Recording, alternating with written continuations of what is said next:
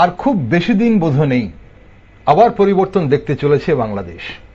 আসলে সব দিক থেকে দেশটিকে সংকটের মুখে ঠেলে দিয়ে নিজের পায়ে নিজেই কুড়োল মারছে বাংলাদেশের অন্তর্বর্তী সরকার। অর্থনীতি থেকে কূটনীতি, সব দিক থেকে ব্যর্থ ইউনিস প্রশাসন দেশটাকে একটা অনিশ্চয়তার মধ্যে ঠেলে দিচ্ছে। লালমনিরহাটে বিমান ঘাঁটি হোক কিংবা রাখাইন মানবিক করিডোর, জনগণের ম্যান্ডেট ছাড়া এমন বহু স্পর্শকাতর বিষয়ে অন্তর্বর্তী সরকার কেন সিদ্ধান্ত নেবে তা নিয়ে ইতিমধ্যেই বাংলাদেশের রাজনৈতিক দলের নেতৃত্বরা প্রশ্ন করতে শুরু করেছেন। এদিকে অপারেশন সিন্দুরের পর গোটা বিশ্বের কাছে ভারতের বার্তা স্পষ্ট হয়ে গেছে। দেশের স্বার্থে ভারত আর কোনো ধরনের উস্কানি, ষড়যন্ত্র বা কোনো ধরনের ডিস্টারবেন্স মেনে নেবে না, তা একদম স্পষ্ট। ভারত এখন অ্যাকশন মোডে আছে। সম্প্রতি বাংলাদেশের পণ্য আমদানির ওপর কিছু বিধিনিষেধ জারি করেছে ভারত। তা এখন প্রশ্ন হচ্ছে, বাংলাদেশের বর্তমান পরিস্থিতির মধ্যে দেশটির গণতন্ত্র পুনরুদ্ধার কতটা সম্ভব এবং কিভাবে সম্ভব? ভারত বিদ্বেষের জিগিরকে ধোয়া দিয়ে ইউনিস সাহেব যেভাবে বিদেশি শক্তির কাছে বাংলাদেশের মাটি ঘাঁটি তুলে দিচ্ছেন, তাতে আগামী দিন কতটা বিপাকে পড়তে পারে বাংলাদেশ, আর এ বিষয়ে ভারতের কি অবস্থান নেওয়া উচিত? পাশাপাশি বাংলাদেশে যেভাবে উগ্র মৌলবাদের মদতে আইএসআই ঘাঁটি গড়ছে বলে অভিযোগ, তা উত্তর পূর্ব ভারতের জন্য কতটা চিন্তার বিষয়? নমস্কার, আমি দীপেন আর আপনারা দেখছেন নিউজ ভ্যানগার্ড। ভারত বাংলা সম্পর্কের ফাটল কি ইউনিস প্রশাসনের টালমাটাল? সে বিষয়ে একটি গুরুত্বপূর্ণ টকশোতে আজ আমার সাথে রয়েছেন দুজন বিশিষ্ট শিক্ষাবিদ। রয়েছেন অধ্যক্ষ ডক্টর হারাধন সাহা, নমস্কার, এবং রয়েছেন প্রাক্তন অধ্যক্ষ ডক্টর শম্ভুনাথ রক্ষিত। আপনাদের দুজনকে স্বাগত আজকের অনুষ্ঠানে। ডক্টর সাহা, প্রথমে আপনার কাছে আসি। ভারত বাংলাদেশ সম্পর্ক কোন পথে এগোচ্ছে বলে মনে করছেন? আর 1971 সালে যেই বাংলাদেশকে স্বাধীন করার জন্য ভারত তার সর্বস্ব উজাড় করে দিয়েছিল, সেই বাংলাদেশের সাথে আজকের বাংলাদেশের কি পার্থক্য দেখছেন? নমস্কার সবাইকে। দেখুন, আজকে আমরা বর্তমানে যে জায়গায় দাঁড়িয়ে আছি, আজকের ভারত বাংলাদেশ সম্পর্ক বা 71-এর যে মুক্তিযুদ্ধ বা তাকে কেন্দ্র করে যে প্রেক্ষাপট বা পরবর্তীকালে যে বাংলাদেশের যে অবস্থা ছিল, তার সঙ্গে একটা বিশাল পার্থক্য, সেটা আমরা মনে করছি। কেননা এই দুটো দেশ বর্তমানে আমরা যে জায়গায় দাঁড়িয়ে আছি, আমাদের এই ভারতবর্ষের আমরা জানি দীর্ঘদিনের একটা সংস্কৃতি আছে, কৃষ্টি আছে, ইতিহাস আছে, একদম, এবং আমরা সবাইকে নিয়ে চলার একটা বার্তা, আমাদের এটা ঐতিহ্যে পরিণত হয়েছে।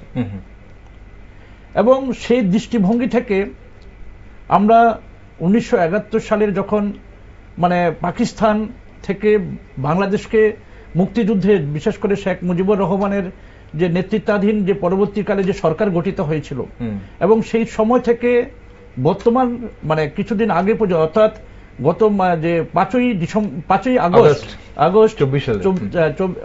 আগস্ট পর্যন্ত যে সরকারটা ছিল, বিভিন্ন সময়ে বিভিন্ন সরকার এসছে, কিন্তু সেই সরকারগুলোর সঙ্গে কখনো কখনো সম্পর্ক হয়তো কিছুটা অবনতি হয়েছে, কখনো হয়তো সুসম্পর্ক ছিল। বিশেষ করে যখনই শেখ মুজিবুর রহমান বা ওনার পরিবারের যে উত্তরসূরিরা ছিলেন, তাদের সঙ্গে যে সুসম্পর্ক ছিল, এবং যে কারণে ভারত বাংলাদেশের সম্পর্ক, ভারত কখনোই বাংলাদেশের উন্নতি ছাড়া অবনতি কখনো তারা চিন্তাই করেনি। একদম একদম। কিন্তু বর্তমানে আমরা লক্ষ্য করছি যে এমন একটা প্রেক্ষাপটে দাঁড়িয়ে, বিশেষ করে যখন গত বছর, যখন এখনো 1 বছর পূর্ণ হয়নি, ওই সময়ে যে সরকারের বিরুদ্ধে যে একটা আন্দোলন শুরু করেছিল, যে আন্দোলনের পিছনে একটা কনস্পিরেসি বা ষড়যন্ত্র ছিল, যেটা আমরা পরবর্তীকালে ইউনুসের মন্তব্য থেকে দেখতে পাই।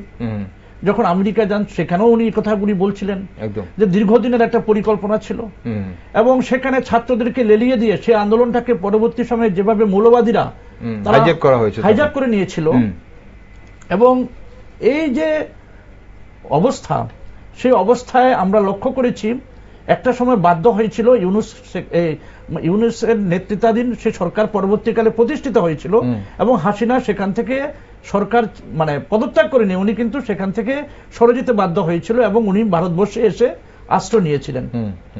এবং উনি শুধু নয়, ওনার আগেও আমরা দেখেছি যখনই মৌলবাদীদের বিরুদ্ধে কথা বলেছিলেন, সেই তসলিমা নাসরিনের কথা বলুন বা আরো অনেক এরকম যারা মানে সত্যিকারের মানে কি বলবো শিক্ষাটাকে আচরণের মধ্য দিয়ে প্রকাশ পেত, এই সমস্ত ব্যক্তিরা যখন ধর্মান্ধতা মৌলবাদীর বিরুদ্ধে কথা বলতেন তাদের উপর একটা কিন্তু সবসময় একটা আঘাত আসছিল। তো সেই জায়গায় মানে আমি বলবো না সেখানে শেখ হাসিনার যে সরকার সেটা সর্বজন গ্রাহ্য একটা সরকার ছিল, কেননা সেই সরকার নিয়ে কিছু কিছু প্রশ্ন ছিল মানে বাংলাদেশের জনগণের মধ্যে, একটা অংশের জনগণের মধ্যে, যার কারণে একটা অংশের জনগণ সেখানে হয়তো নির্বাচনে অংশগ্রহণ করেনি বা একটা অংশের জনগণ হয়তো সেটাকে সমালোচনা করেছিল। কিন্তু সেই জায়গা থেকেও কিন্তু আমরা লক্ষ্য করেছি শেখ হাসিনা সরকার বাংলাদেশের উন্নয়নের জন্য মানে বিশেষ করে মৌলবাদীর কাছে আত্মসমর্পণ করেনি বা সন্ত্রাসবাদের সঙ্গে কিন্তু সেখানে আপোষ করেনি। ঠিক, এবং একটা উন্নয়নশীল দেশ কিন্তু কয়েক বছর আগেও কিন্তু বাংলাদেশ একটা উন্নয়নশীল দেশ ছিল না। উন্নয়নশীল দেশ আমরা বলবো স্বল্পোন্নত দেশ হিসাবে, স্বল্পোন্নত দেশ হিসাবে এটা হয়তো 2026 সালে তারা সেখান থেকে উত্তরণের একটা সেখানে পরিকল্পনা ছিল এবং সে অনুসারে কিন্তু শেখ হাসিনা সরকার কাজ করে যাচ্ছিলেন। এবং ভারত বলুন বা তাদের যে প্রতিবেশী যে রাষ্ট্রগুলো ছিল তাদের সঙ্গে সুসম্পর্কের মধ্য দিয়ে বাংলাদেশের কিন্তু একটা উত্তরোত্তর উন্নতি ঘটছিল। কিন্তু শেখ হাসিনা সরকার চলে যাওয়ার পর যখন ইউনূসের নেতৃত্বাধীন একটা মানে তত্ত্বাবধায়ক সরকার এসেছিলেন, সেই সরকারের কিন্তু জনগণের প্রতি কোনো দায়বদ্ধতা ছিল না, জনগণের নির্বাচিত সরকার নয়। সুতরাং সেখানে তাদের যে একটা উপদেষ্টা মণ্ডলী ছিল তারাও কিন্তু একেবারে যে বাংলাদেশের প্রকৃত হিতাকাঙ্ক্ষী আমরা বলবো না, কেননা তারাও কিন্তু শুধুমাত্র বাংলাদেশের নাগরিক নয়, তারা কিন্তু পাশাপাশি হয়তো অন্য কোনো রাষ্ট্রের নাগরিকত্ব নিয়ে রেখেছে, প্রধান উপদেষ্টা সহ। সুতরাং এরা যে সবসময় যে বিপদে পড়লে তারা যে সেখানে বাংলাদেশের জনগণের পাশে এসে দাঁড়াবে এই নিশ্চয়তা কিন্তু আমরা দিতে পারি না। তাদের জন্য সেকেন্ড হোম রেডি করা আছে। এবং আরেকটা বিষয় আপনি লক্ষ্য রাখবেন, যে সমস্ত মানে তত্ত্বাবধায়ক সরকারের যারা মানে উপদেষ্টা ছিল তাদের অনেকে ইতিমধ্যে এত প্রচুর পরিমাণে পয়সা তারা মানে কি বলবো মানে পয়সার মালিক হয়ে গেছে, যেটাকে উনি মানে বাংলাদেশের এখন সেটা কথা চলছে, এখন প্রশ্নগুলি উঠছে। সুতরাং এই যে একটা করাপশন বা একটা ধর্মান্ধতা বা সন্ত্রাসবাদী গোষ্ঠীর দ্বারা পরিচালিত একটা সরকার, এই সরকার তাদের স্বার্থ রক্ষা করছে কিন্তু সাধারণ জনগণের নয়। এবং আপনি যদি দেখেন তারা ভারতবর্ষের বিরুদ্ধে সেখানে কাজে লাগাচ্ছে কি একটা অংশের জনগণ, যেটা বাংলাদেশের জনগণ যারা বিশেষ করে ধর্মীয় মৌলবাদ দ্বারা পরিচালিত বা শিক্ষিত বা ধর্মীয় গোড়ামি দ্বারা মানে পরিচালিত, তারা কি করছে সবসময় একটা ভারত বিরোধী জিগির তারা সবসময় তুলে রাখছেন। এখন এদের যে মতামতটা এটাকে কাজে লাগিয়ে এই স্বার্থান্বেষী বিশেষ করে মানে ক্ষমতালোভী ইউনূস এবং তার যে যারা সাঙ্গপাঙ্গরা ছিলেন তারা কিন্তু সেখানে এটাকে কাজে লাগিয়ে ভারত বিরোধী একটা জিগির তোলার চেষ্টা করছেন। ভারতবর্ষের সরকার একটা আমরা জানি জনকল্যাণমুখী সরকার আছে এখানে, আজকে হয়তো নরেন্দ্র মোদী সরকার আছে, এর আগে হয়তো কংগ্রেসী সরকার ছিল, কিন্তু যে সরকারই থাকুক না কেন তারা কিন্তু সব সময় বাংলাদেশের সঙ্গে একটা সুসম্পর্ক রাখার চেষ্টা করেছিলেন। তার কারণ ভারতবর্ষ সরকার তারা সবসময় রিয়েলাইজ করে আমি যে জায়গায় বাস করি তার পার্শ্ববর্তী রাষ্ট্রগুলোতে যদি একটা সুস্থিতি থাকে, একটা শৃঙ্খলা থাকে, যদি আমিও ভালো থাকবো, প্রতিবেশী ভালো থাকলে আমিও ভালো থাকবো। সুতরাং এই যে কনসেপ্টটা, এই কনসেপ্টটা নিয়ে কিন্তু ভারতবর্ষের সরকার চলেন। এবং যার কারণে মানে আমরা দেখি আমরা কিন্তু প্রথম ইউনূস সরকার ইউনূস যখন তত্ত্বাবধায়ক সরকার আসলো ভারতবর্ষ কিন্তু অবজার্ভ করছিল সেখানে যে ওনারা কি করেন, কিন্তু দেখা গেল ওনারা ক্রমান্বয়ে ভারত বিরোধী একটা জিগির সেখানে তুলতে শুরু করলেন। ঠিক, এবং সেটাই দেশাত্মবোধ। ভারত বিরোধী জিগির যেটা যার যত বেশি জিগির তুলতে পারছে সেটা কি দেশাত্মবোধ, সবচেয়ে বেশি দেশাত্মবোধ বলে গণ্য করা হচ্ছিল এবং এখনো হয়ে আসছে। সেটা আসবো আপনার কাছে ডক্টর শাহ আরো একবার।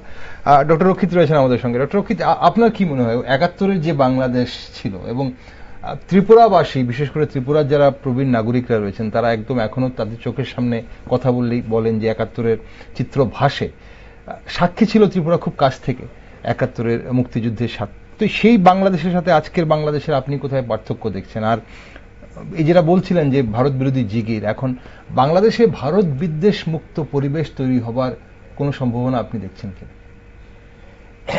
একদম শুরুতে যে কথাটা বলা উচিত সেটা বাংলাদেশটা তো আসলে 46-47 এসে পূর্ব পাকিস্তান নামে আরেকটা দেশ। একদম। এটা তো আসলে আমাদেরই দেশ। তার আগে ভারতবর্ষ, এটা ভারতবর্ষেরই একটি অঙ্গ প্রদেশ। সে আরেকটি দেশে পরিণত হল। এখন বাংলা ভাষা, এই ভাষাকে ভিত্তি করে ভাষার প্রতি যত্নবোধ থেকে এবং সংখ্যাগুরু এই হিসাবেও পাকিস্তানের যে রাজনৈতিক উত্থান পতন, যে গতি প্রকৃতি, সেখানে পশ্চিম পাকিস্তানের তারা সংখ্যা লঘু ছিলেন, ভয়ানকভাবে লঘু। আচ্ছা। অথচ দেশ পরিচালনা থেকে সমস্ত ক্ষেত্রে অবহেলিত হয়েছে পূর্ব পাকিস্তান, যেখানে তাদের প্রতিনিধিত্ব পাকিস্তান পরিচালনার ক্ষেত্রে অনেক বেশি গুরুত্ব পাওয়া উচিত ছিল। সেইখান থেকে কিন্তু তাদের আন্দোলন, তাদের বৈপ্লবিক সত্তার প্রকাশ, সংঘাতটা সেখান থেকে। সঙ্গে আরেকটি অত্যন্ত গুরুত্বপূর্ণ বিষয় ছিল ভাষা।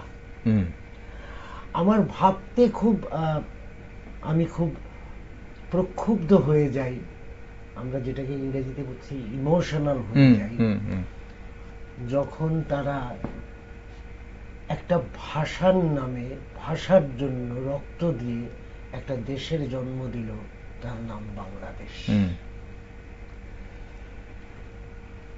এই ভাষাভাষীর থেকে নৈকট্য, একই দেশ ছিল, পরবর্তীকালে পাশাপাশি বসবাস, এই সবকে কেন্দ্র করে পূর্ব পাকিস্তানে যে গন্ডগোলের সূত্রপাতটা হয়, সেই সময় আমরা খুব কাছে থেকে দেখেছি। একদম একদম। যুদ্ধের পরিবেশটা আমরা খুব কাছে থেকে দেখেছি। আমাদের আগরতলায় কয়েকটা বম্বিং টম্বিং ইত্যাদি হয়েছিল, কয়েকটি বিশেষ বিশেষ স্পটে হয়েছিল, আমরা সেগুলি দেখেছি। যুদ্ধের বিভীষিকা দেখেছি, আর দেখেছি এই একই ভাষাভাষীর মানুষ, একই, বলা যায় মাতৃভূমি একই, এই ভেবে নিয়ে ত্রিপুরার মানুষ তথা ভারত সরকারের উদ্যোগ সেই সময়ে বাংলাদেশের মানুষকে কিভাবে কাছে টেনে নিয়েছিল, কোলে তুলে নিয়েছিল, দরজা খুলে দিয়েছিল একদম। 1 থেকে 2 দিনের মধ্যে সমস্ত আগরতলা জনপ্লাবনে পরিণত হয়েছিল। স্কুল, কলেজ, বিভিন্ন সরকারি অফিসের উঠোন, সর্বত্র বাংলাদেশের মানুষ। আমরা দেখেছি ভারত সরকারের আন্তরিক উদ্যোগ, তার নির্দেশিকা অনুযায়ী আমাদের প্রাদেশিক সরকারের কাজ এবং সাধারণ জনগণের যে অংশগ্রহণ, স্বাভাবিকভাবেই এই দেশটার যখনই কোন রকমের ছন্দপতন ঘটে, আমাদের কিন্তু কষ্ট হয়, ব্যথিত হয়, ভারতবাসীরা ব্যথিত হয়, আমরা ব্যথা পাই, আমরা খুব তাড়াতাড়ি যুক্ত হয়ে পড়ি, খবর নিই। এইরকমই চলছিল বাংলাদেশ। তারপরে তো অনেক ঘটনা ঘটে গেল, মুজিব হত্যা হওয়া, পরপর সামরিক শাসন আসা, এরশাদ পর্যন্ত। এটা একটা ধারাবাহিকতা। গণতান্ত্রিক বাতাবরণ তৈরি হতে অনেক রক্তক্ষয় করতে হয়েছে। আমার ব্যক্তিগতভাবে চাকরি জীবনের শুরুটা ছিল ধর্মনগর। আচ্ছা। সেখানে আমরা দূরদর্শনে বাংলাদেশটা খুব পেতাম। তা বাংলাদেশ চ্যানেলগুলিতে দূরদর্শনে ধারাবাহিক নাটক ইত্যাদি হতো। এইরকমই কোন নাটকের নাট্যকার তো নাটকের মাধ্যমে একটা মেসেজ দেওয়ার চেষ্টা করতো, একটা বার্তা থাকতো। সেখানে কিন্তু বারে বারে ফিরে ফিরে এসেছে একটা যন্ত্রণার কথা, সেটা হচ্ছে এই বাংলাদেশকে আমরা চেয়েছিলাম। অর্থাৎ বাংলাদেশের মুক্তিযুদ্ধ অর্থাৎ পূর্ব পাকিস্তানের মুক্তিযুদ্ধ থেকে বাংলাদেশে উত্তরণ, এই সময়টাতে রাজাকার ইত্যাদি যাদের সম্পর্কে বিভিন্ন মত পোষণ করেছিলেন, বিভিন্নভাবে আক্রান্ত হয়েছিলেন, আহত হয়েছিলেন, ঘরের শত্রুতার দ্বারা তারা বিপর্যস্ত হয়েছেন, তারা এখনো ভাবছেন ওরা কি চলে গেছে? আচ্ছা, এটা থেকে কি আদৌ আমরা মুক্ত হতে পেরেছি? এই বাংলাদেশ, এই স্বাধীনতা, এই সংস্কৃতি, এই উন্নতি, এটাই কি আমরা চেয়েছিলাম? আমরা কি সেটা পেয়েছি? এই যন্ত্রণার কাতরতাটা, এইখান থেকেই কিন্তু একটা জিনিস আমাদের লক্ষ্য রাখতে হবে, হাসিনা সরকার বা আওয়ামী লীগের যে দৃষ্টিভঙ্গি প্রশাসন পরিচালনার ক্ষেত্রে, রাষ্ট্র ক্ষমতা হাতের মুঠে রাখার ক্ষেত্রে, একবারে খুব খোলামেলা বলা যায় একটা স্বৈরাচারী রূপ ফুটে উঠেছিল দিনে দিনে। এবং মানুষ এটা ভেবেছিল যে এভাবে হয় যে বিরোধী পক্ষকে নির্বাচনে অংশগ্রহণই করতে দেবে না। কিন্তু আমরা প্যারালালি এটাও দেখেছিলাম যে বাংলাদেশে একটা অদ্ভুত সুন্দর ডেভেলপমেন্ট চলছে, নানা ক্ষেত্রে ডেভেলপমেন্ট, যেটা হারাধনবাবু বলছিলেন যে 2026 নাগাদ একটা মাত্রায় উন্নীত হওয়ার টার্গেট নিয়ে তারা চলছিল। কিন্তু এটা মাথায় রাখতে হবে যে গণতান্ত্রিকতা কোনো একটা ধর্মীয় মৌলবাদীর প্রাধান্য যে ভাষাভাষী যে সংস্কৃতির দেশে থাকে, সেখানে গণতান্ত্রিক বাতাবরণটা এত মুক্ত শ্বাস নিতে পারে না। একদম। ফলে ওই যে পেছন থেকে কাঠি নাড়ার ব্যাপারটা, সেই স্বাধীনতার আন্দোলনের সময় থেকে, মুক্তিযুদ্ধের সময় থেকে আজও বর্তমান, এবং ওই শক্তিগুলোই একটু একটু করে তিল তিল তিল তিল করে তাদের শক্তি সঞ্চয় করে এই গত জুলাই আগস্টের আন্দোলনটাকে তারা খুব অল্প দিনের মধ্যে আসল রূপটা সেখানে প্রকট করে তুলতে সক্ষম হয়েছে। দেখা যাচ্ছিল যে কোটা আন্দোলনে, কোটা সংস্কার আন্দোলন, কিন্তু এটা খুব দ্রুত, যে কথাটা আপনারা একটু আগে বলছিলেন হাইজ্যাক করে নেওয়া, হাইজ্যাকটা তারা করেছেন কেননা তারা আগে থেকেই এই জিনিসটার পেছনে একটা প্লট তৈরি করছিলেন, ভিত্তিভূমিটা তৈরি হচ্ছিল একদম, যে এইভাবে চলতে পারে না। এখানে যার জন্য হেফাজত, জামাত, আরো অন্যান্য যারা ইসলামিক মৌলবাদের, উগ্র মৌলবাদ যারা, যে কোনো, আমি মানে ইসলামিকরাই একমাত্র মৌলবাদ আমি বলবো না, মৌলবাদ যে কোনো চিন্তা চেতনার মধ্যে যদি নতুনত্ব না আছে, কল্যাণের চিন্তা না আসে, যে কোনো চিন্তা, সেটা ধর্মীয় হোক, ধর্ম ভিন্ন অন্য কোনো চিন্তা হোক, আমরা যদি একটা জায়গায় থেকে যাই, আমরা সেখান থেকে যদি সংস্কারটা না করি, সময়ের সঙ্গে মিলিয়ে মানুষের কল্যাণের কথা, মুক্তির কথা না ভাবি, সেটাই মৌলবাদ। তার মধ্যে ধর্মীয় মৌলবাদ হচ্ছে সবচেয়ে কঠিন একটা পরিস্থিতি। এরা কিন্তু কখনই চায়নি বাংলাদেশে মানুষ মুক্তভাবে শ্বাস প্রশ্বাস গ্রহণ বর্জন করুক। ওই শক্তিটাই কিন্তু তিল তিল করে কাজ করে চলছে দীর্ঘদিন ধরে। এবারে তারা একটা সার্থকতার জায়গায় এসে পৌঁছেছে, অর্থাৎ যে সরকারটা দেশ বিদেশের সমস্ত ক্ষেত্রে একটা গ্রহণযোগ্যতার স্তরে উন্নীত হয়েছে, সেই সরকারটাকে ভেঙে চুরমার করে একটা ক্ষমতা দখল করা।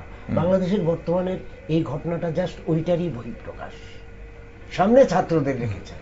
তাহলে ওই জায়গাটাতে ডক্টর যেটা বলা যায় যে 71-এর যারা স্বাধীনতা চায়নি, এটা বারবার বিভিন্নভাবে কথা উঠে আসছে, যারা স্বাধীনতা চায়নি, যারা বাংলাদেশকে এভাবে চায়নি, তাদের হাতেই এখন বর্তমানে ক্ষমতা রয়েছে, একেবারে তাদের হাতে। কারণ ওই সময়ে পাকিস্তান সরকার শান্তি কমিটি করেছিলেন, তার মধ্যে পাকিস্তানিরা ছিলেন প্রধান।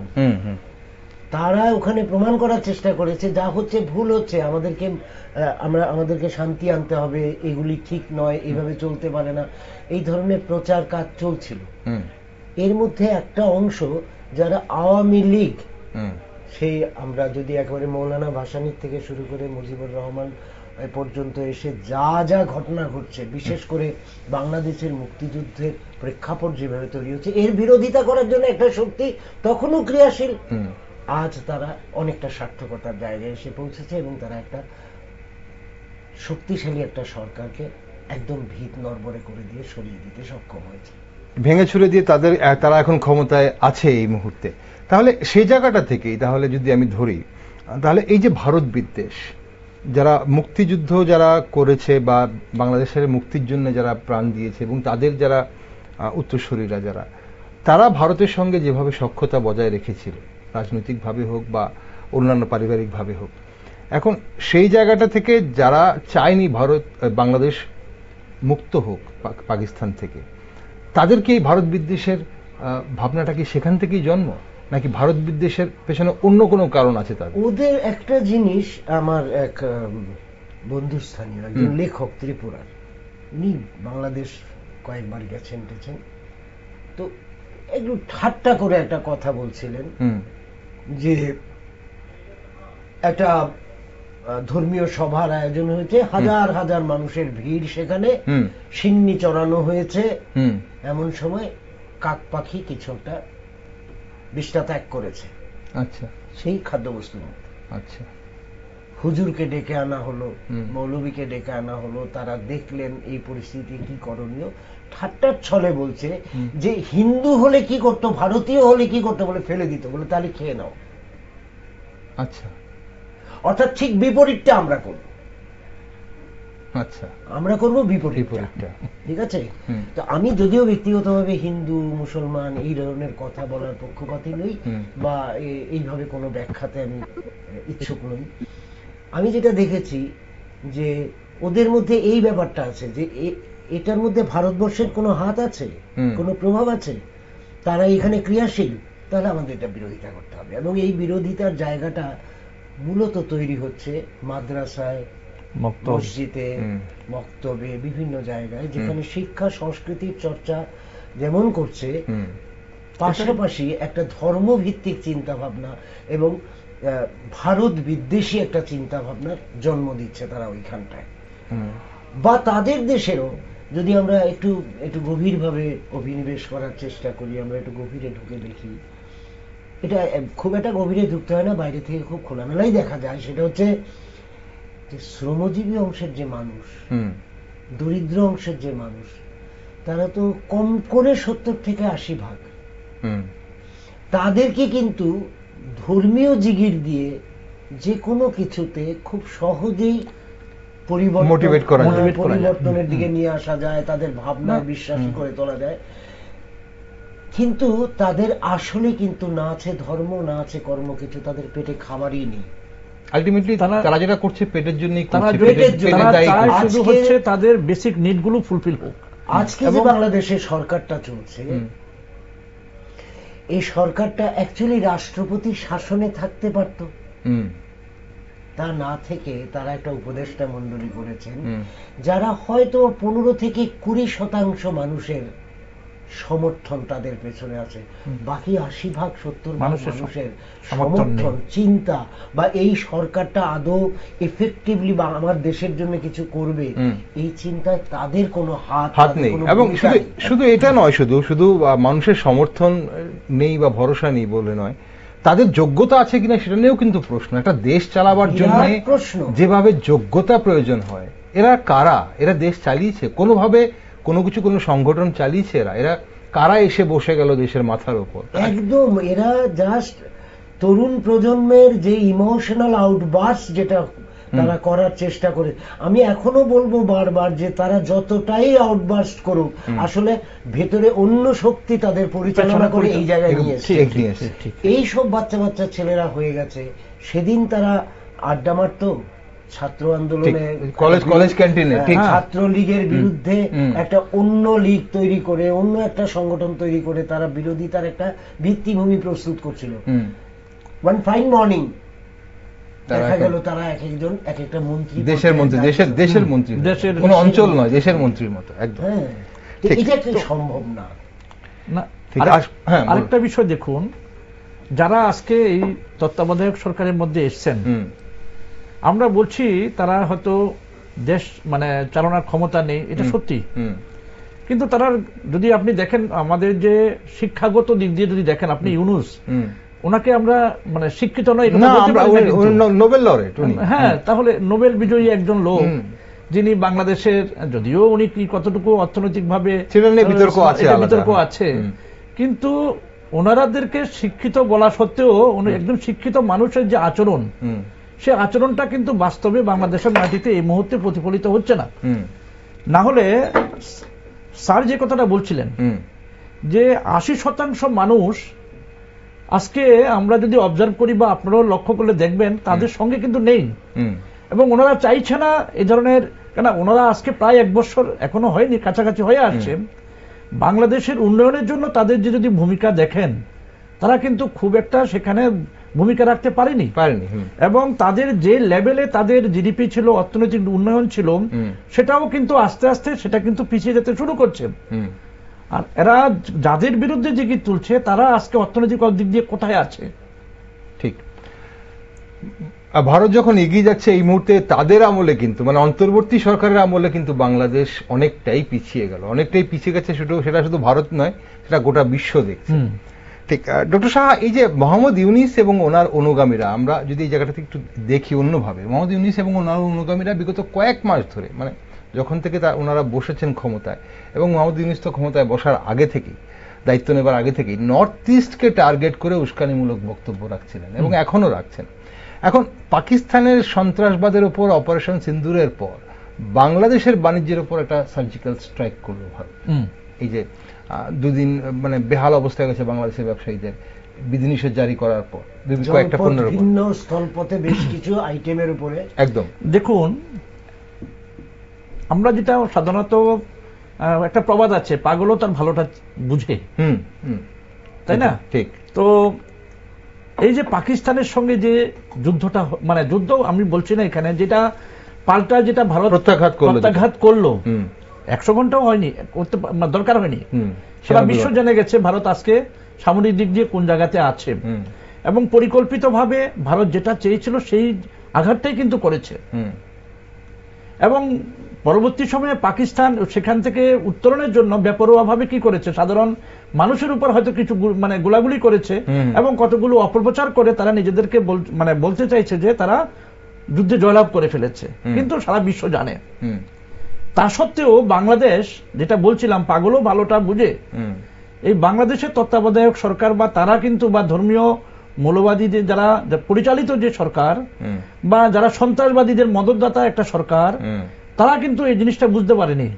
এবং তারা সেখানে কি করেছেন, তারা ওই যেটা বলছিলেন স্যার, যে মানে দূর থেকে যারা তাদেরকে কলকাঠি নাড়াচ্ছেন, তাদের অঙ্গুলি হেলনে চলছেন। এবং যার কারণে আপনি দেখুন মোহাম্মদ ইউনুস, ডক্টর ইউনুস, উনি যখন চীনে গেলেন, চীনে যাওয়ার পর সেখানে চীনকে যেভাবে আহ্বান করলেন বাংলাদেশে এসে তাদের ব্যবসা বাণিজ্য বাড়িয়ে তোলার জন্য, এবং নর্থ ইস্টে সেটাকে এই করার একটা যে সুযোগ, সম্প্রসারণ করার সুযোগ, কারণ নর্থ ইস্টের সঙ্গে সমুদ্রের যোগাযোগ নেই, সমুদ্রের অভিভাবক উনি বলছিলেন।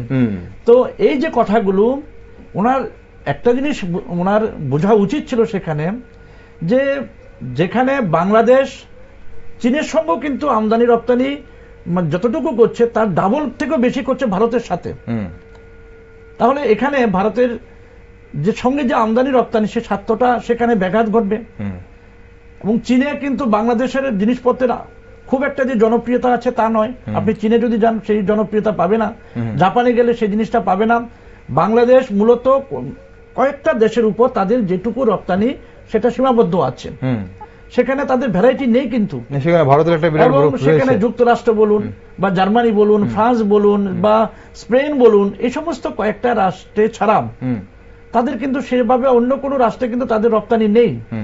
তো যেটা ভারতের সঙ্গে তাদের একটা সুযোগ ছিল, এবং সেই সুযোগটাকে তারা নিজেরাই কিন্তু নিজের পায়ে কুড়ুল মারতে শুরু করলো।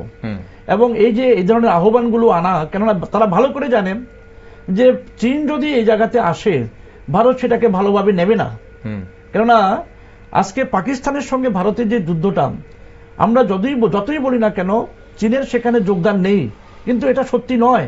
কেন পাকিস্তান যে সমস্ত ড্রোনগুলি বা যে সমস্ত যুদ্ধাস্ত্রগুলো ব্যবহার করেছিল, তার অনেকগুলি ছিল কিন্তু চীনের চীনের উৎপাদিত।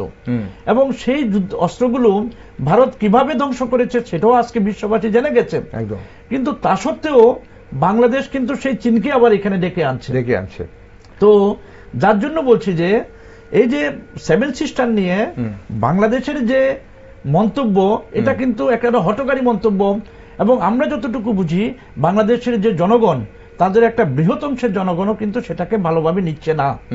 কেননা আজকে কি হলো, এটার ঘাত পাল্টা, মানে ওরা যখন প্রথম ভারত কি করেছে, যখন ওদের এই সমস্ত ভূমিকাগুলো অবজার্ভ করলো, ভারত সেখানে প্রথমে কি করলো, ভারতের যে বন্দরগুলো দিয়ে অন্য রাষ্ট্রে যে সমস্ত জিনিসপত্রগুলো রপ্তানি করত, সেখানে তারা একটা বাধা সৃষ্টি করেছে বা এটাকে একটা রেস্ট্রিকশন করে দিয়েছে। সেটা ছিল মানে একটা প্রথম একটা ট্রেলার ছিল, হালকা ট্রেলার ছিল, বোঝানো ছিল, চোখ রাঙানি ছিল যে বোঝো, কিন্তু বাংলাদেশ বোঝেনি। এখানে অসন্তুষ্ট হচ্ছে ভারত, কিন্তু ধাপে ধাপে কিন্তু এগুচ্ছে।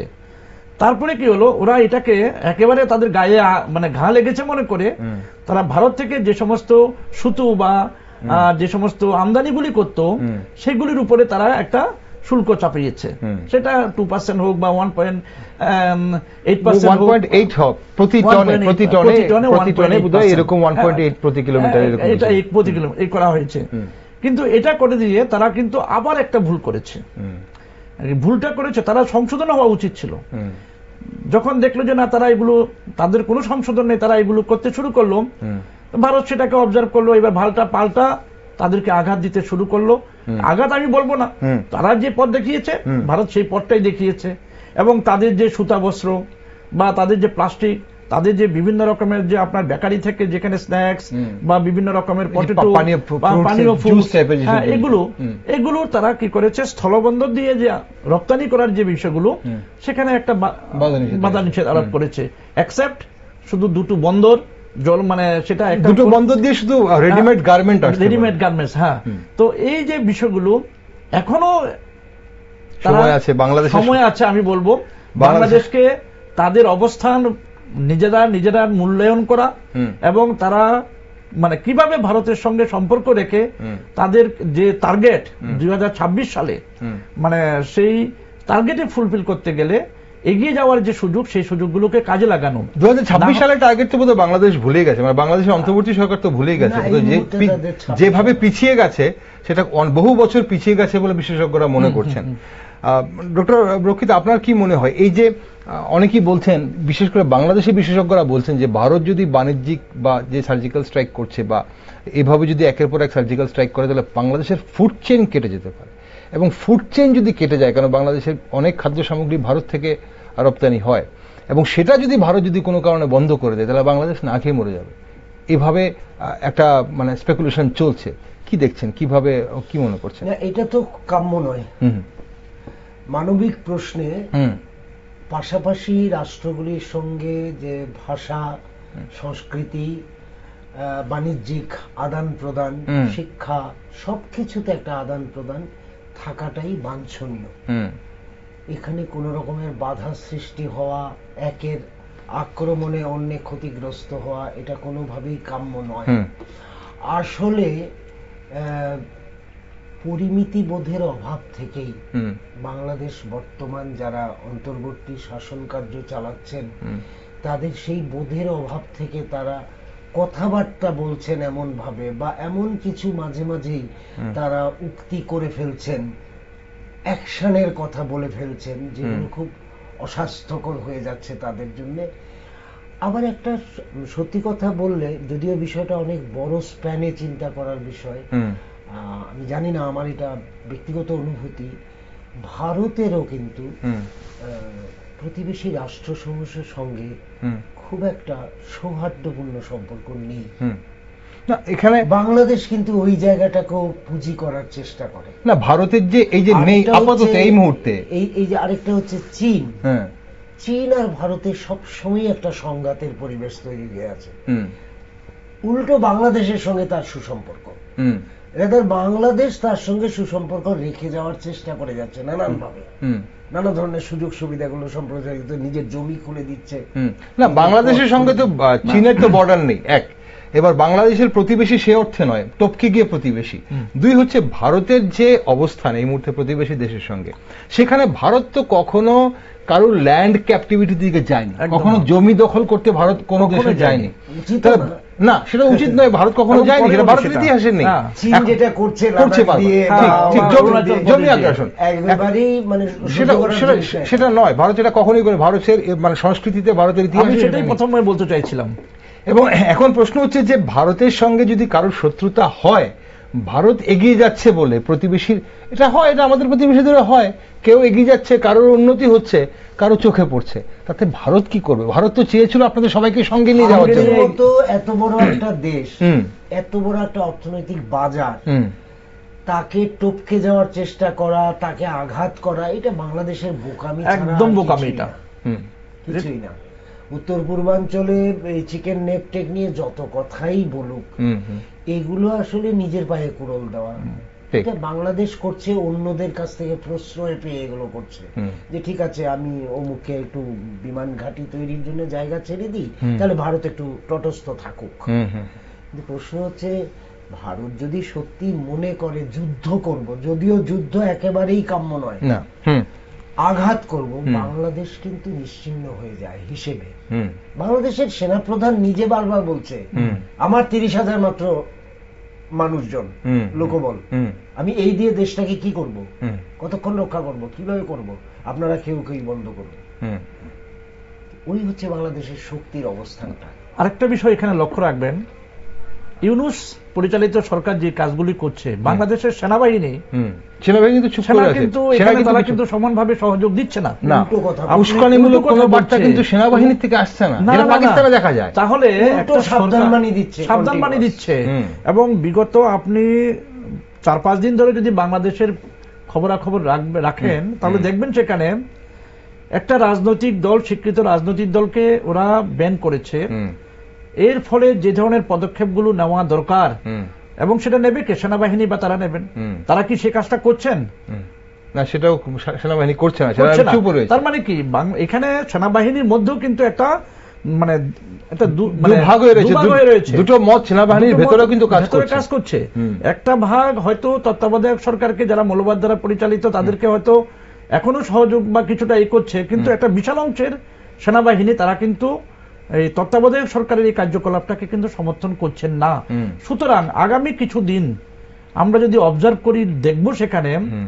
আরো অনেক কিছু হওয়ার কিন্তু ডেভেলপমেন্ট সেখানে হওয়ার একটা সম্ভাবনা আছে। সম্ভাবনা রয়ে গেছে কিন্তু সেখানে। সেনাবাহিনীর এটা কিন্তু ঠিক, সেনাবাহিনীর একটা খুব সুসংহত শক্তির একটা ভাগ আছে, হুম। যেটা কোনো অবস্থাতেই বাংলাদেশে যা খুশি হতে দেবে না। দেবে না। হুম। এবং দেবে না বলেই ওরা এতটাই হোল্ড করে পাওয়ারটা, হুম। যার জন্য পদত্যাগপত্র না দিয়ে ভদ্রমহিলাকে ভারতবর্ষে পৌঁছে দেওয়ার ব্যবস্থা করেছেন, একদম। করেছেন। আবার ঠিক। আরেকটা বিষয় এখানে, সেনাবাহিনী চাইলে সেখানে আটকে রাখতে পারতো। অনেক কিছু সেখানে। আবার আরো একটা পাশাপাশি আমরা যদি দেখি, সেখানকার রাষ্ট্রপতি, হুম। ওনার ভূমিকাটা যদি দেখি, উনিও কিন্তু এখন নির্লিপ্ত নিরীপ্ত হয়ে আছেন, একদম নীরব। হুম। আর মোহাম্মদ ইউনূসের যে ব্যবহার, হুম। তার মধ্যে অনেক ব্যক্তিগত ক্ষোভ বিক্ষোভের ব্যাপার রয়েছে। হুম।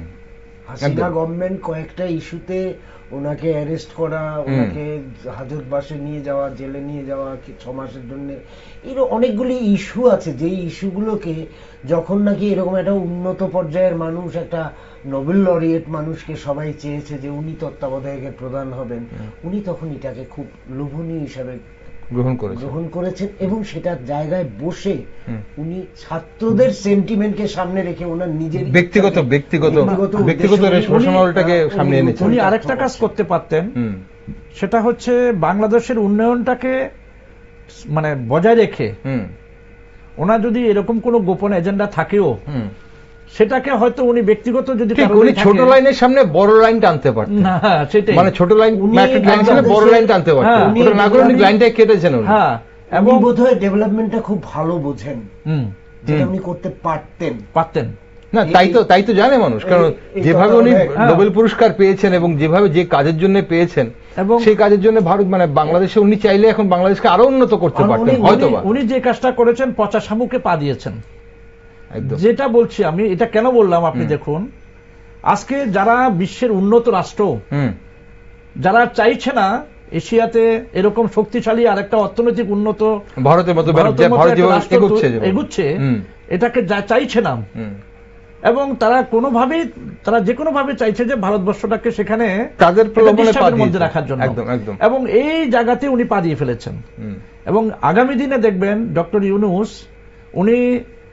উনি সাংঘাতিক পরিমাণে একটা বিপদের মধ্যে যাবেন, এবং এটা আমরা এখন থেকে এটা এক্সপেক্ট করছি। ঠিক, এখন কিন্তু সমস্যা হচ্ছে গিয়ে বাংলাদেশের জনগণ তাদের যে মৌলিক চাহিদা বা এই যে খাদ্যের কথা বলছেন, বা তাদের যে আপনার অন্যান্য যে বস্ত্রের কথা বলছেন, বা তাদের যে মৌলিক চাহিদাগুলো, সেগুলো কিন্তু একটা তাদের কাছে একটা বিশাল বড় চ্যালেঞ্জে চলে আসছে। কেননা অর্থনৈতিকভাবে যদি তারা দুর্বল হয়, তখন তারা সেখানে কি হবে, সন্ত্রাস হবে, রাহাজানি হবে, চুরি ছিনতাই হবে, এবং আমরা প্রতিবেশী রাষ্ট্র হিসেবে আমরাও কিন্তু সেখানে ভালো থাকতে পারবো না। বাংলাদেশ তারা তো বলছেন যে আমরা দেশটা স্বাধীন করলাম আবার, এবং খুব দুঃখজনক হলেও সত্য, আবার তৃতীয়বার বাংলাদেশ স্বাধীন হওয়ার সম্ভাবনা সময় হয়ে গেছে। কারণ দরিদ্র জনগণের যখন দেয়ালে পিঠ লেগে যাবে, কমপ্লিট বাউন্স ব্যাকটা যখন করবে, তখন এই সমস্ত পালাবার পথ পাবে না, বালক সুলভ আচার আচরণ যা চলছে টিকবে না, তবে টিকবে না। এখন এই যে দেশটিতে চরম অর্থ সংকট হওয়ার সম্ভাবনা তো দেখা দিয়েছে, আপনারা যেটা আলোচনা করছিলেন, বিএনপির একটু অন্যদিকে যদি আমরা দেখি, তাহলে বিএনপির যে স্থায়ী কমিটির সদস্য আমির খসরু মাহমুদ চৌধুরী, উনি বলছিলেন যে বাংলাদেশের নির্বাচিত সরকার প্রতিষ্ঠিত না হলে বিদেশি বিনিয়োগ আসবে না, এবং বর্তমানে যে পরিস্থিতি দেখছি, তাহলে সেখানে তো নির্বাচন করার কোনো সম্ভাবনাই নেই, কোনো সম্ভাবনা দেখাই যাচ্ছে না, সেটা নিয়ে কোনো উচ্চবাচ্য করছেন না। তাহলে দেশটির তো অবস্থা আরো খারাপ হচ্ছে দিন দিন। তাহলে দেশের জনগণ কতদিন মেনে নেবেন ইউনূসকে বলে মনে করছেন, এবং ইউনূসের শেষ মোহাম্মদ ইউনূস এবং ওনার অন্তর্বর্তী সরকারের শেষ পরিণতি কি দেখছেন? ওই যে আমরা দুজনেই বলছিলাম, আবার একটা স্বাধীনতা, এবং আগামী এই মাসটা আরো ধরুন আর 10 দিন আছে, একটু 10 দিন আমরা অপেক্ষা করে দেখি। অনেকেই বলছেন শেখ হাসিনা আবার ফিরে যাচ্ছেন বাংলাদেশে, স্পেকুলেশন চলছে এখন। হ্যাঁ, এগুলো সোশ্যাল মিডিয়াতে হয়তো অনেক কথা আসবে, আমরা সেটার সঙ্গে দিকে তাকাবো না, কিন্তু বাংলাদেশের জনগণ কি বলছে জনগণ কিন্তু রাস্তায় নেমে আসছে, কিন্তু ছাত্ররাই হোক বা জনগণ হোক, সাধারণ জনগণ আবার রাস্তায় নেমে আসছে। এখন ভিন্ন মতগুলি সোশ্যাল মিডিয়ায় সারা দিন পাওয়া যাচ্ছে। ঠিক, এখন ক্ষোভে ফুসছে, এবং ক্ষোভ কিন্তু বহিঃপ্রকাশ হচ্ছে অন্তর্বর্তী সরকারের বিরুদ্ধে। ওকে, অনুষ্ঠানের সময় ফুরিয়ে আসছে, একটা শেষ জায়গায় যেখানে শুরু করেছিলাম সেখান থেকেই শেষ করি। ডক্টর সাহা, ডক্টর রক্ষিত, বাংলাদেশ এবং ভারতের সাধারণ মানুষ, আপনি সোশ্যাল মিডিয়ার কথা বলছিলেন, সামাজিক মাধ্যমের কথা আপনারা বলছিলেন, বাংলাদেশ এবং ভারতের যে সাধারণ নাগরিকদের মধ্যে যেভাবে উচ্চবাচ্য এবং মতবিরোধ বা এই যে ভারত বিদ্বেষ, এবং ভারতের কিছু নাগরিকদের মধ্যে বাংলাদেশের বিরুদ্ধে এই যে উচ্চবাচ্য কথা, তাতে যেটা ফাটল সামাজিক সম্পর্কের মধ্যে, দু দেশের সামাজিকতার মধ্যে যেটা ফাটল দেখা দিয়েছে, এটা আগামী দিনে এই ঘাটা ভরবে বলে মনে করেন না? দেখুন, সবটাই নির্ভর করবে পরিবর্তিত পরিস্থিতিতে পরিবেশটা কোন দিকে যাচ্ছে তার উপর। আপনি ভারত পাকিস্তান তো পূরণ হয়নি, আমরা তো ধরুন পুরো বাংলাদেশের জনগণের প্রতি তো আমাদের কোনো খুব বিক্ষোভ নেই, কিছু নেই। যারা আজকে এই যে ধর্মান্ধতার কারণে সন্ত্রাসবাদকে প্রশ্রয় দিচ্ছে, বাংলাদেশের আইএসআই কে সেখানে সুযোগ করে দিচ্ছে, আমাদের আমরা যারা ভারতবাসী, আমাদের টার্গেট হচ্ছে তারা, এবং যার জন্য আমরা আজকে ভারতবর্ষটাকে আরো শক্তিশালী করার প্রয়োজন বোধ করছি। আছে, ঠিক আছে, আরো শক্তিশালী করার প্রয়োজন বোধ করছি, কিন্তু বাংলাদেশের জনগণের প্রতি আমাদের কোন রকমের এই নেই। যদি পরিবেশ পরিস্থিতি সেরকম থাকে, আমাদের ঐতিহ্য, কৃষ্টি, সংস্কৃতি হচ্ছে আমাদের সেই দিবে আর নিবে, মিলাবে যাবে না ফিরে এই ভারতের মহামানবের সাগর তীরে, আমরা সবাইকে নিয়ে চলতে চাই, আমাদের সংস্কৃতি সেটা, আমাদের কৃষ্টি সেটা। সুতরাং আমরা বিশ্বাস করি যে আবার সেই দিন আসবে যে বাংলাদেশটা, যেটাকে আমাদের স্যার যেটা বলছিলেন, এটা আমাদের কাছে বিদেশ নয়, এটা আমাদের দেশ, এবং সেই জায়গায় আমরা আসব, এবং সেদিকে তাকিয়ে আমরা বিশ্বাস করি যে বাংলাদেশের জনগণ সেই আমাদের যে অনুভূতি, উপলব্ধি, সেটাকে তারা রিয়েলাইজ করবে। এবং আমরা আজকে হয়তো ভারত সরকার কতগুলো বার্তা দিয়েছেন, যে বার্তাগুলোর মধ্য দিয়ে তাদের সংশোধনের সুযোগ করে দেওয়া হয়েছে, তারা সেটাকে রিয়েলাইজ করবে। সেটা তাদের সরকারের জন্য, তাদের সেটা অন্তর্বর্তী সরকারের জন্য, সাধারণ জনগণের জন্য নয়। সাধারণ মানুষ, খেটে খাওয়া মানুষ ঢাকা শহরে পথে ঘাটে মুক্ত কণ্ঠে বর্তমান তাদের তত্ত্বাবধায়ক সরকারের বিরুদ্ধে কথা বলছে এই জন্যে, কারণ তাদের বেঁচে থাকার রাস্তা ধীরে ধীরে বন্ধ হয়ে আসছে। তারা দেখতে পাচ্ছে। ফলে ওই যে আপনি বললেন না যে এই যে মন্তব্য নানা ধরনের, এগুলো ভালো খেললো কাজ, চায়ের দোকানে আড্ডা মেরে অনেক কথা বলা যায়, কিন্তু কখনোই সাধারণ স্তরে একটা দেশ সম্পর্কে আজে বাজে কথা বলা, ভিডিও করা, প্রচার করবে, এগুলি শোভন নয়। আর বাংলাদেশের কোনো কিছু ক্ষতি হলে পাশে বসে আমরা খুব আনন্দে থাকবো, আমাদের খুব লাভ হবে, এমন নয় কিন্তু। একদম ঠিক। অসংখ্য ধন্যবাদ আপনাদের দুজনকে আজ সঙ্গে থাকার জন্য আর এই গুরুত্বপূর্ণ আলোচনায় অংশগ্রহণ করার জন্য। আমরা অবশ্যই আশাবাদী আমরা সোনার বাংলাকে আবার সোনার বাংলাই দেখবো আবার। ধন্যবাদ দুজনকে। নমস্কার। দর্শক বন্ধুরা, বাংলাদেশের পরিস্থিতি খুবই গুরুতর। সহসাই কি আবারও মুক্তির পথ দেখবে দেশটি? আপাতত এমনটাই কিন্তু অনুমান করছেন বহু বিশেষজ্ঞরা। আমাদের আজকের বিশেষজ্ঞরাই বলছেন অল্প কিছুদিনের মধ্যেই হয়তো আমরা আবারও একবার বাংলাদেশকে স্বাধীন হতে দেব। ইতিমধ্যে অন্তর্বর্তী সরকারের বিরুদ্ধে মুখ খুলতে শুরু করেছে রাজনৈতিক দলের নেতৃত্ব থেকে শুরু করে দেশের সাধারণ জনগণ। তাই আগামী দিনে কোন পথে এগোচ্ছে ভারত বাংলা সম্পর্ক, সেদিকে নজর রাখছি আমরা। আর আপনারা সব খবর দেখার জন্য চোখ রাখুন শুধুমাত্র নিউজ ভ্যানগার্ডে।